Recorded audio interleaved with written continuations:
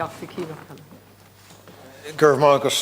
Concorla, and just to agree with the previous two speakers in terms of the overall delivery of affordable cost rental housing, it's way off what is needed. There's no question about that, and that's especially in the case where we have multi-billion euro budget surpluses available that could of course be put into affordable housing.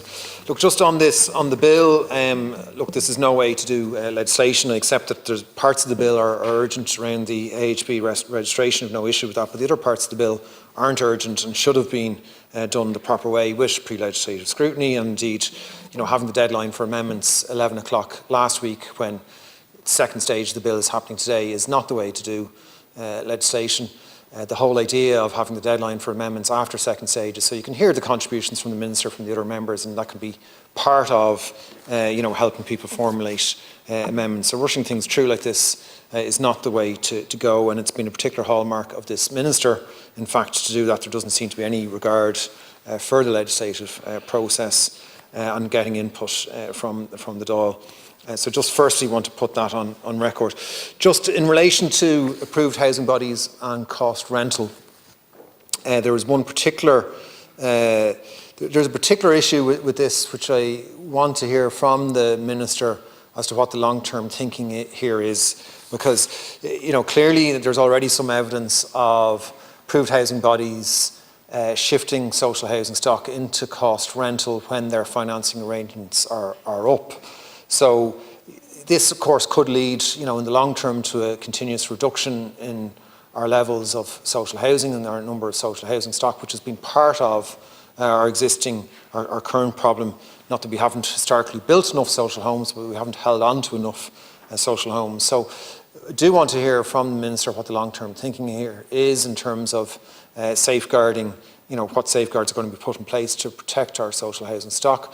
Or is a different view being taken? Is the view in line with what was recommended in the Housing Commission being taken, that the long-term plan in fact is to maybe convert a lot of that social housing stock into cost rental stock, but then maintain it as social housing tenancies if there is the need in terms of then subsidising low-income tenants? So it'd be good to hear what the thinking of the Minister and the Government is on this, and this is part of what we've missed by not having the pre-legislative scrutiny, is that those kind of issues and potential safeguards of long-term thinking here hasn't been teased out.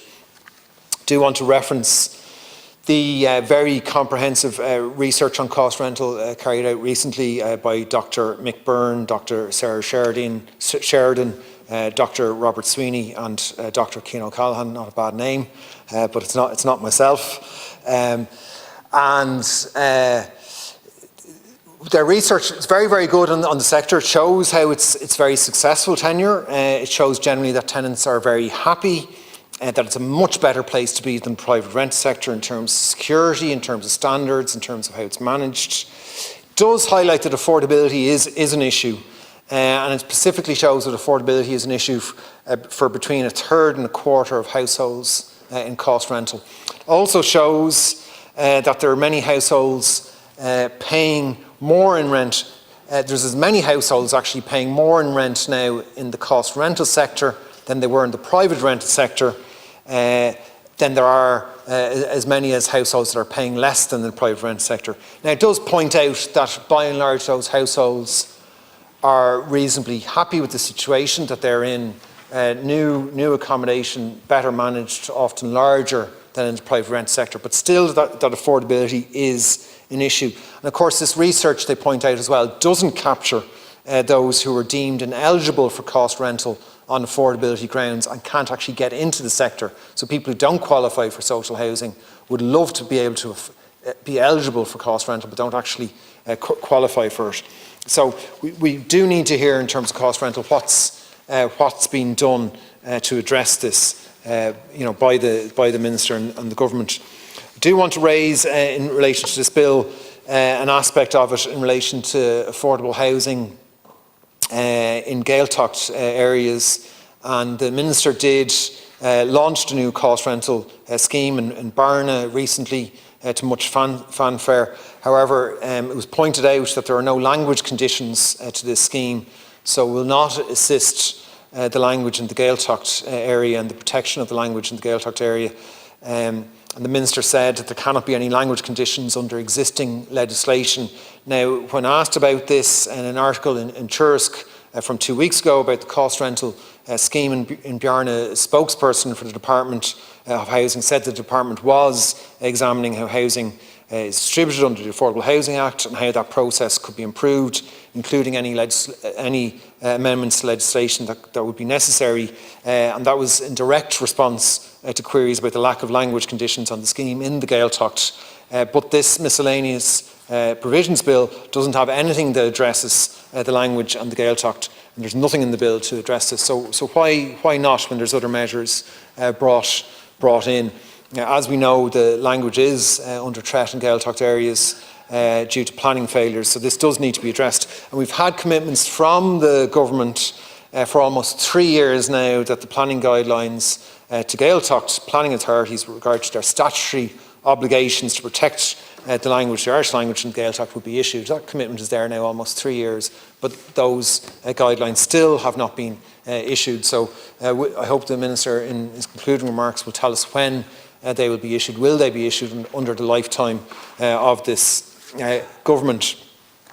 Just a couple of other points, Last Cancórla, in relation to this, and I did attend this morning a briefing by the National Women's Council of Ireland about the research they've done on the urgent need to ban sex for rent practices. And their research shows that women who are at risk of homelessness, housing precarity, women who are on low incomes, migrants, also those who are fleeing domestic violence are most at risk from exploitative sex for rent. And they also pointed out that there's currently no legal protections for anyone who makes a complaint against a landlord attempting to exploit them in this way. We've been told by ministers that offences could be prosecuted under different legislation. However, their research shows that in practice, when complaints are made to the Gardaí, while there is sympathy and support from the Gardaí, they are told there's nothing that can be done under existing legislation, that this is a civil matter. Now, this contrasts quite starkly with the workplace, where there are protections quite rightly for people in the workplace, employers or employees that can be prosecuted under sexual harassment legislation, but there's no equivalent protection for people when they are harassed in this way in their home or in their potential home. And if you think a person's home where this can happen is the place they retreat to feel safe and to be exposed to this. So I'm just making the point that when I introduced my ban on sex for rent bill in 2022, the government at that time gave commitment to bring forward your own legislation in this area, but we are still waiting, and the government has failed to take action on it. So you're fast-tracking this bill here through the Oireachtas, but measures like this that you promised to address years ago to protect vulnerable renters, we're still waiting on it, and there's no sign that the government is going to act on that. So I'd ask you why is that the case? And finally, Last Cancórla, I just want to say in relation to the Housing Commission, it's been referenced earlier, do want to put on record the excellent work that's been done by the members of that commission, the very detailed recommendations that they've made. That was published last May. There's been no discussion in it all since, despite us repeatedly requesting that would be properly discussed in the Dáil. We did get, at the time, a fairly perfunctory statement from the Minister and Department saying that most of the recommendations in the report were in fact either implemented or being implemented as we speak. And that meant that Professor Michelle Norris, who was a member of that commission, had to publicly state that she didn't waste the last couple of years of her life on this report, making recommendations that are already underway. And I think that was actually quite insulting to the work done by the Housing Commission members. So I think the least, government set up this Housing Commission, you invited people to give up their time to participate in it. They brought forward a very detailed report with a huge amount of recommendations. So the very least you could do is give them some proper consideration and time and discussion in the Dáil Gurb Mágat.